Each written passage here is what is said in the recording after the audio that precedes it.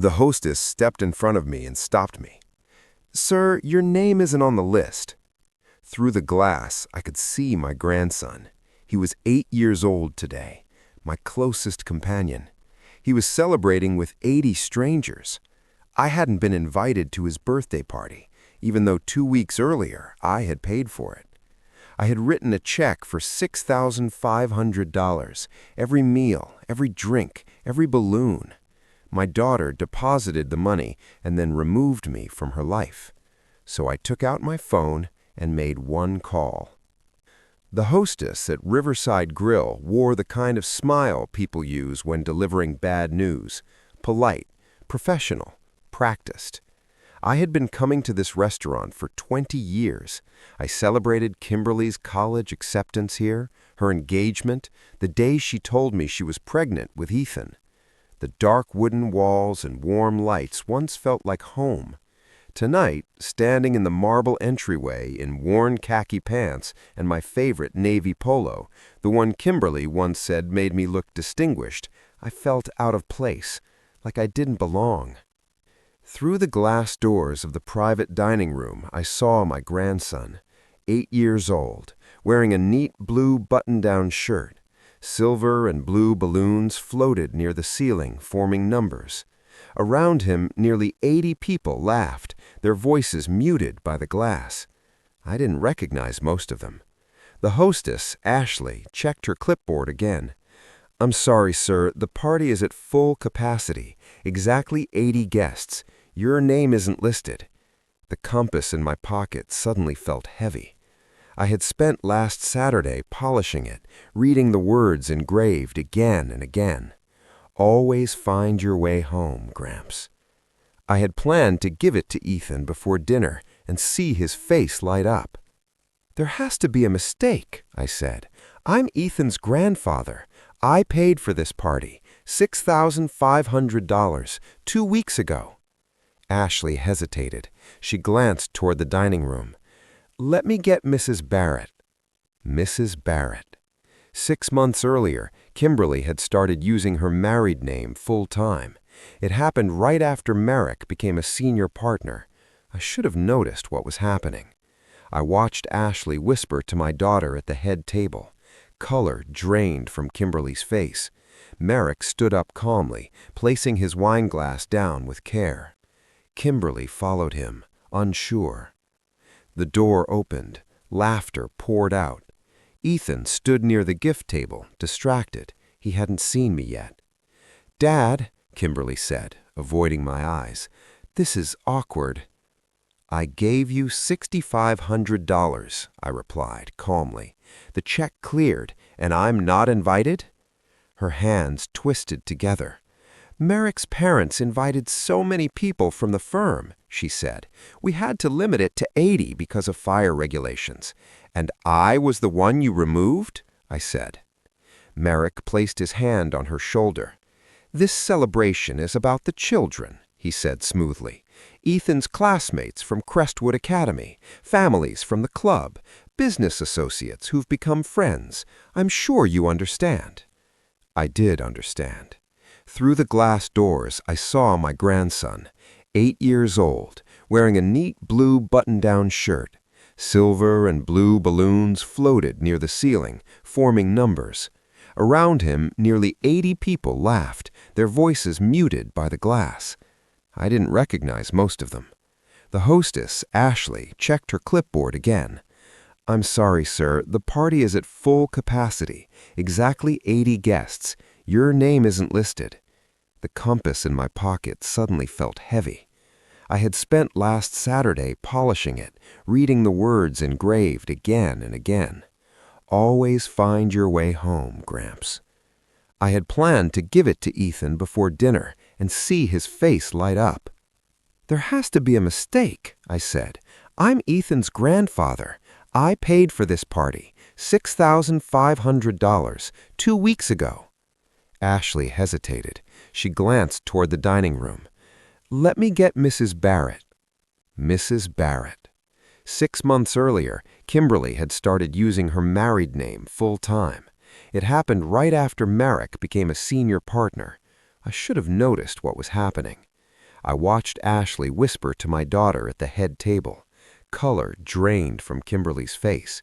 Merrick stood up calmly, placing his wine glass down with care. Kimberly followed him, unsure. The door opened. Laughter poured out. Ethan stood near the gift table, distracted. He hadn't seen me yet. "Dad," Kimberly said, avoiding my eyes, "this is awkward." "I gave you $6,500, I replied calmly. "The check cleared, and I'm not invited?" Her hands twisted together.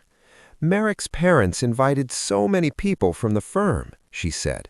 "We had to limit it to 80 because of fire regulations.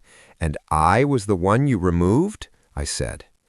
Merrick placed his hand on her shoulder.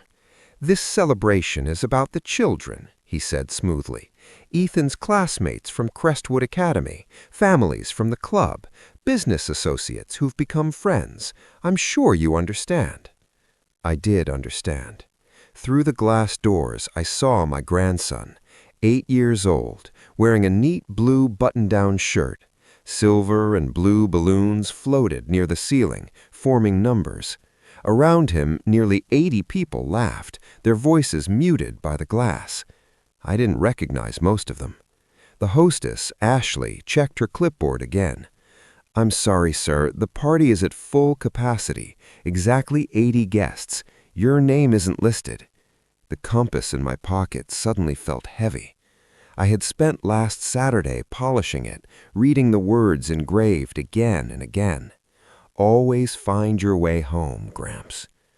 I had planned to give it to Ethan before dinner and see his face light up.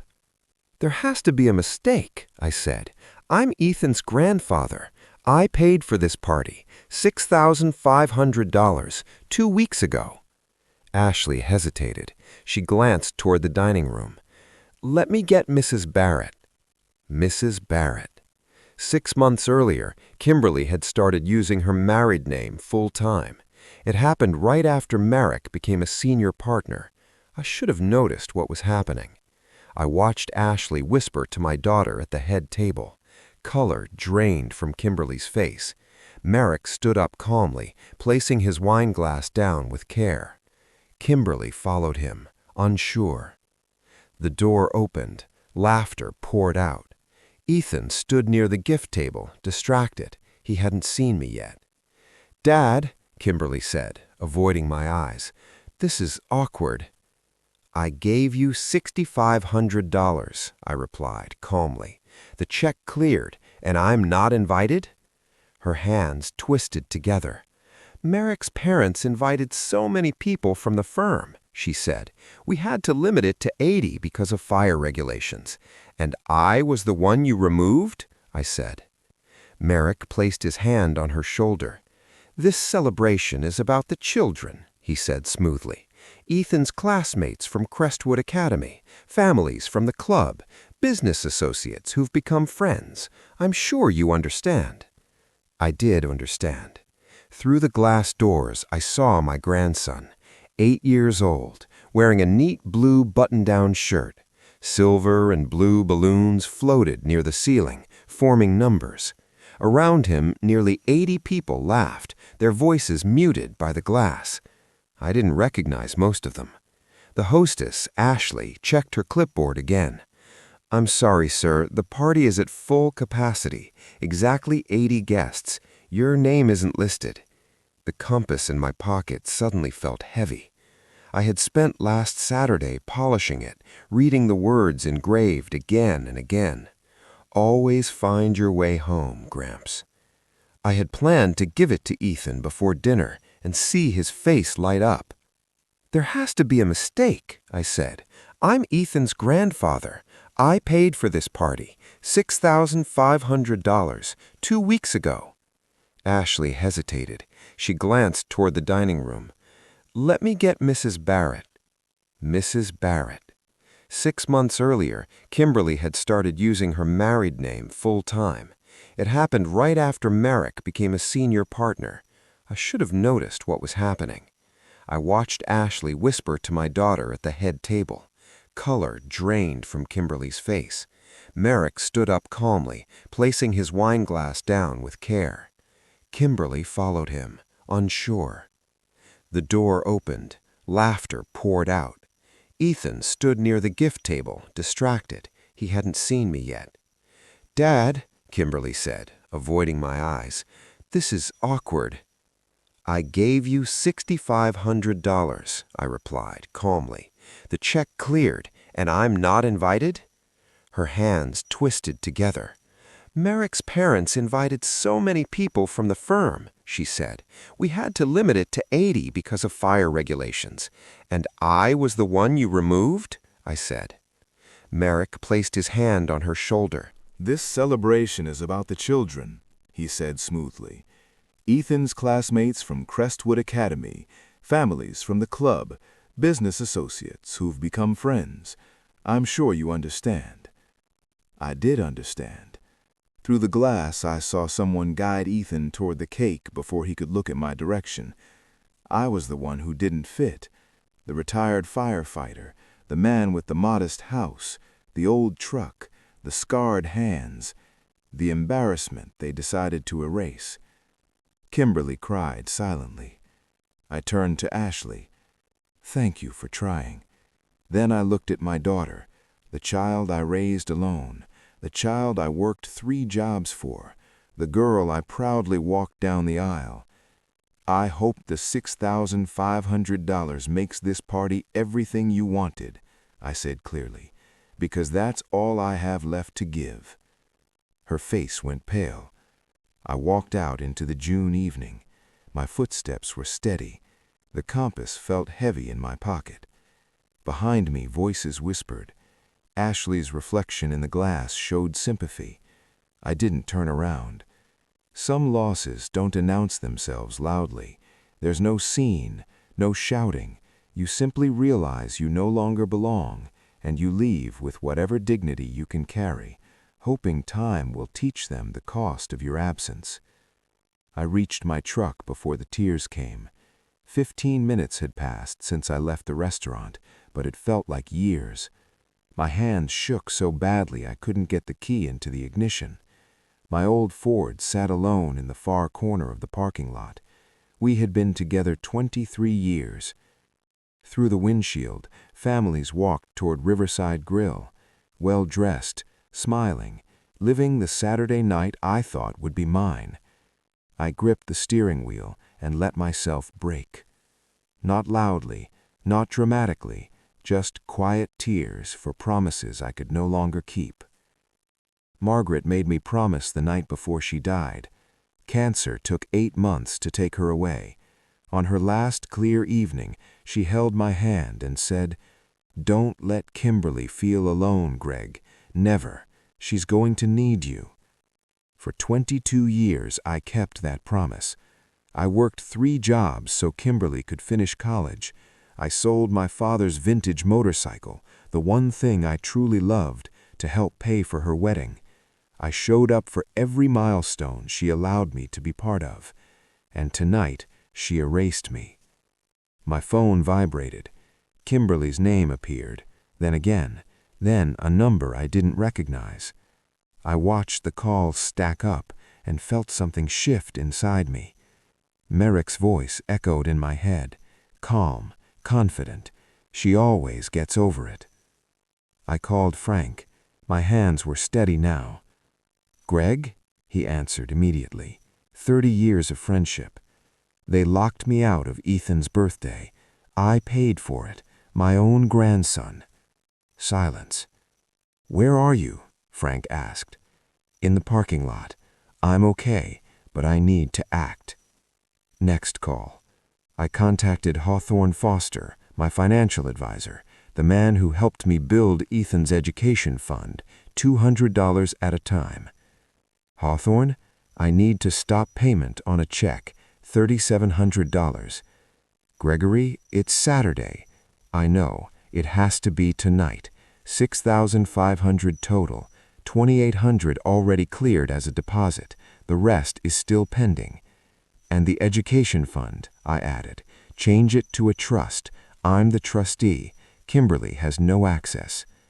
$25,000, he said quietly. For Ethan. Yes. You're doing the right thing, Hawthorne said. I'll take care of it Monday. The tears were gone. One more call. Riverside Grill? Carlos, the voice answered. Carlos, it's Gregory Crawford. There's an issue with the Barrett party payment. I'm stopping payment on the balance. You can keep the deposit. I won't pay for a party I wasn't invited to. Carlos paused. 20 years you've been coming here, and they shut you out. Yes. Then they don't get my service, he said firmly. I'll suspend dinner immediately. You don't have to.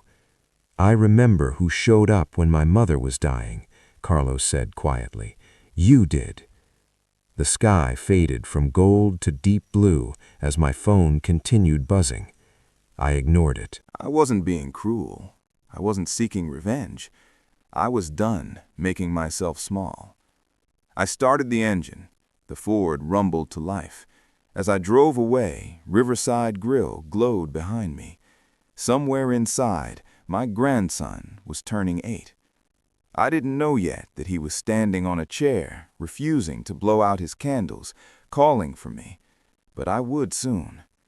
I reached my house on Elm Avenue a little after 8:30. The driveway was empty. The neighborhood was quiet. Porch lights glowed softly in the summer dusk. These were the sounds I thought I would hear later that night, maybe with Ethan beside me, talking excitedly about his birthday. Instead, I was alone. I turned on the kitchen light. My eyes went straight to the refrigerator. Photos were held there by fire truck magnets. One showed Ethan and me last July, holding up a fish we caught together. He was missing his 2 front teeth. My arm rested on his shoulders. Next to it was a picture of Kimberly in her graduation gown at 22 years old. I worked 3 jobs that year to pay for it. Every early morning was worth it. Margaret should have been there.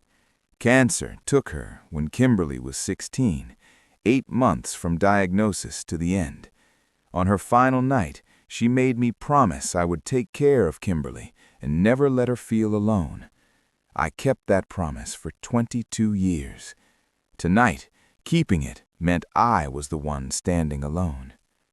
When Ethan was born, holding him felt like getting part of Margaret back.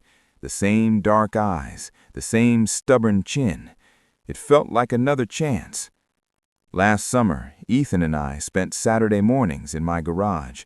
I taught him how to use a hand plane and how to read the grain of the wood. Our hands worked side by side. The smell of sawdust filled the air. "Gramps, how do you know how to make everything?" he asked.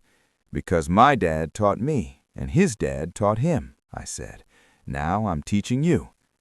2 months ago, Ethan drew me a picture, crayons on construction paper, stick figures fishing, smiling.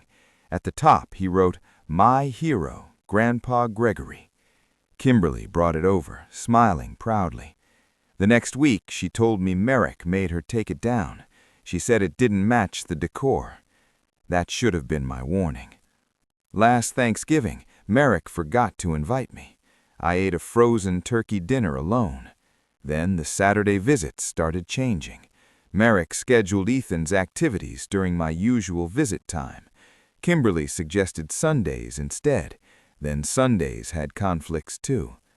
Once I overheard Merrick say to Ethan, "Grandpa's house is old and outdated. We're building you something better."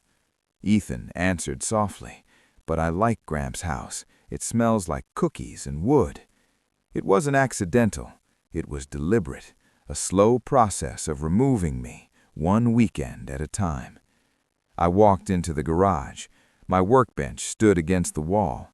Tools hung exactly where they always had. I built that bench with my father when I was 12. I opened the drawer where I kept sandpaper. Beneath it, carefully folded, was Ethan's drawing. My hands shook as I unfolded it. The colors were bright and full of life. The stick figure of me wore a firefighter's helmet. The stick figure of Ethan held a fishing pole. Both were smiling. My hero. He had hidden it. My 8-year-old grandson had hidden his love from me as if it were something shameful, something he had to protect. "No more," I said out loud to the empty garage. "I'm done disappearing."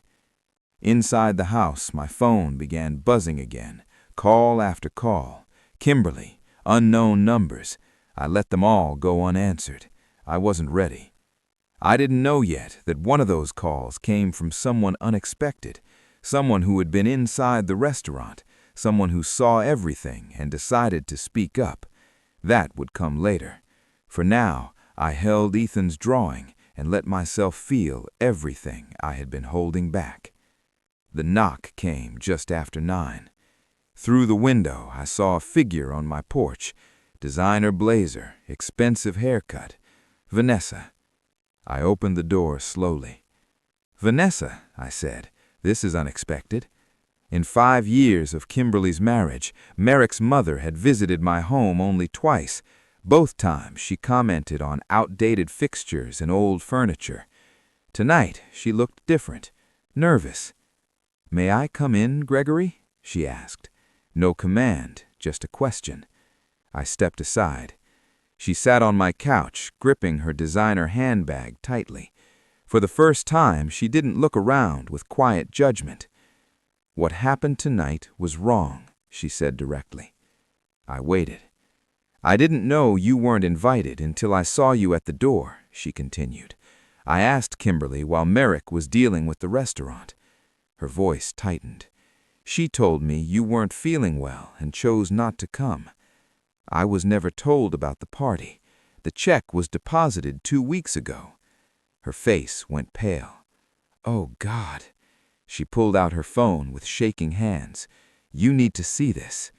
She showed me a message thread between Merrick and Kimberly, plans to exclude me, conversations about slowly reducing my visits, Merrick calling my home depressing, saying Ethan needed less exposure to low expectations.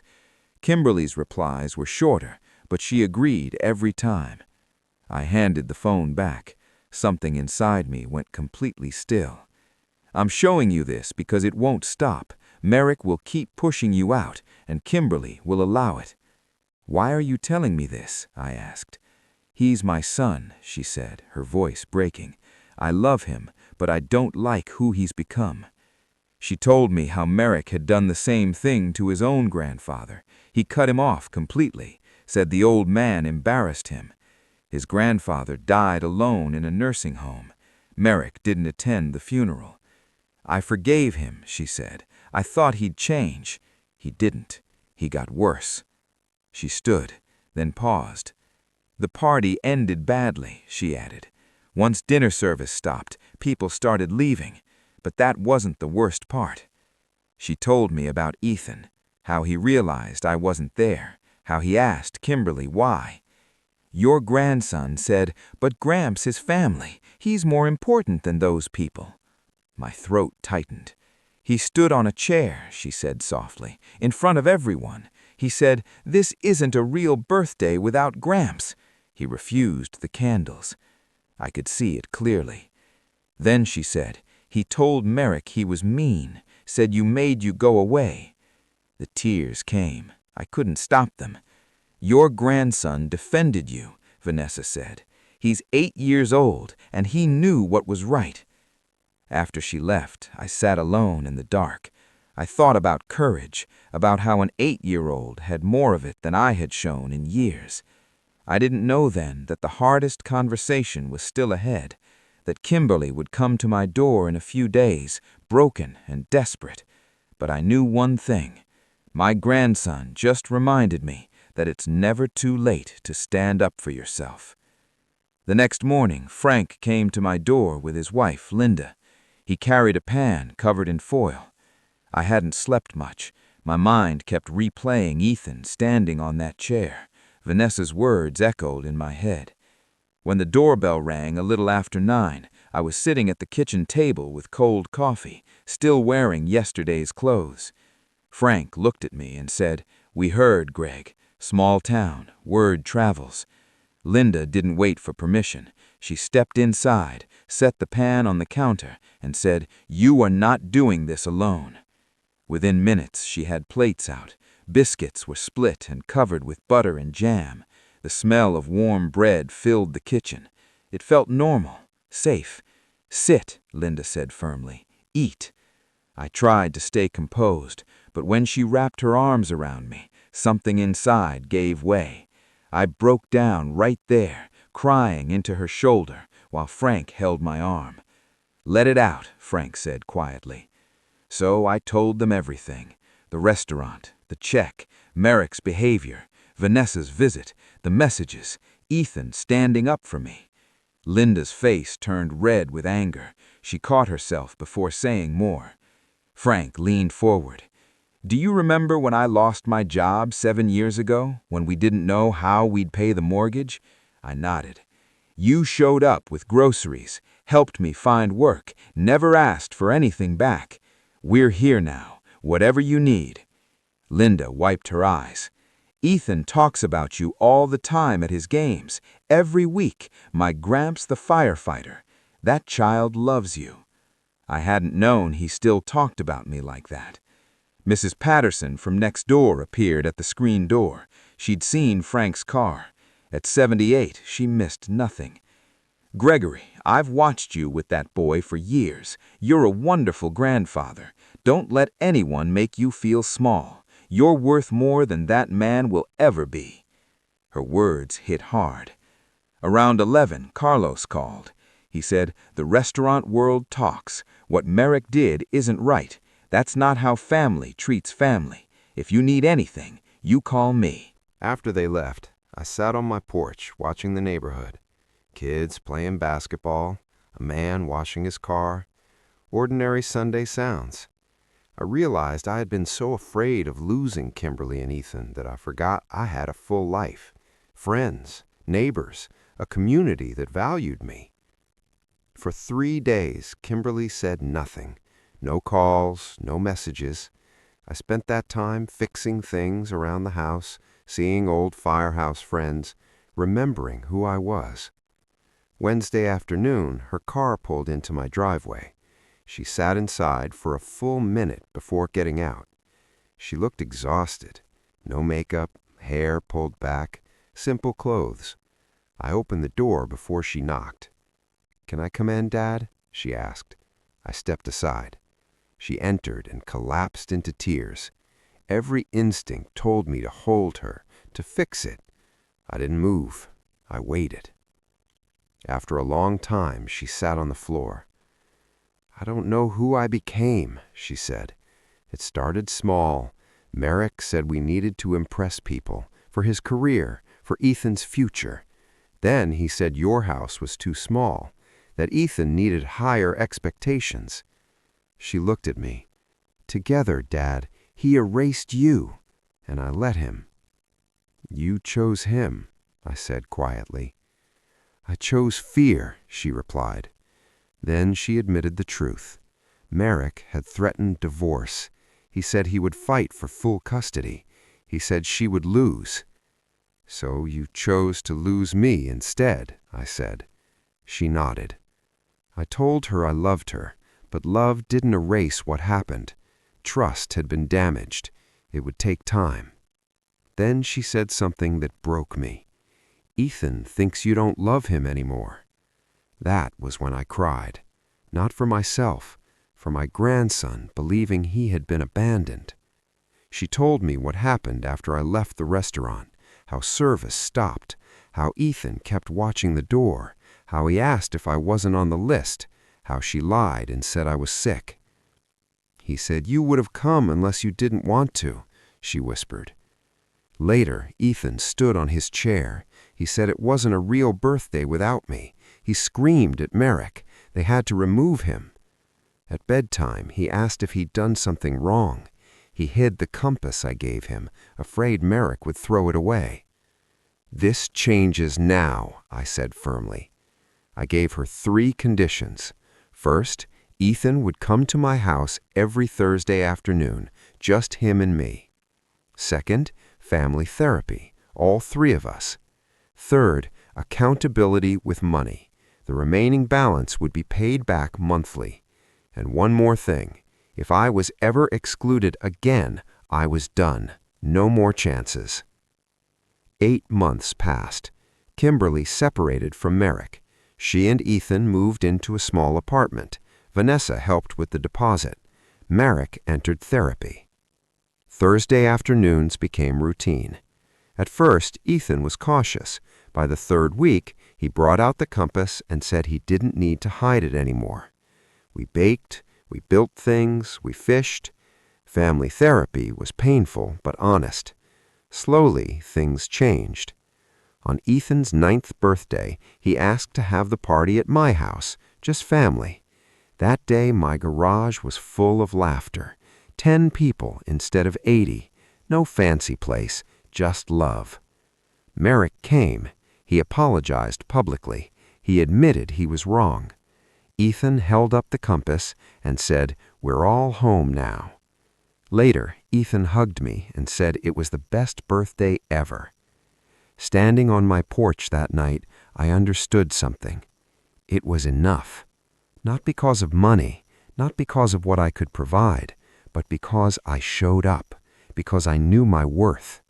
If you feel invisible in your own family, remember this: your value is not measured by what you give, it is measured by who you are. Boundaries do not end love, they protect it. And sometimes the smallest voice in the room knows the truth better than anyone else. Thank you for taking the time to watch and listen to this entire story. If it stayed with you or made you reflect, subscribe to ZERIX Truth for more deep, real, and meaningful life stories.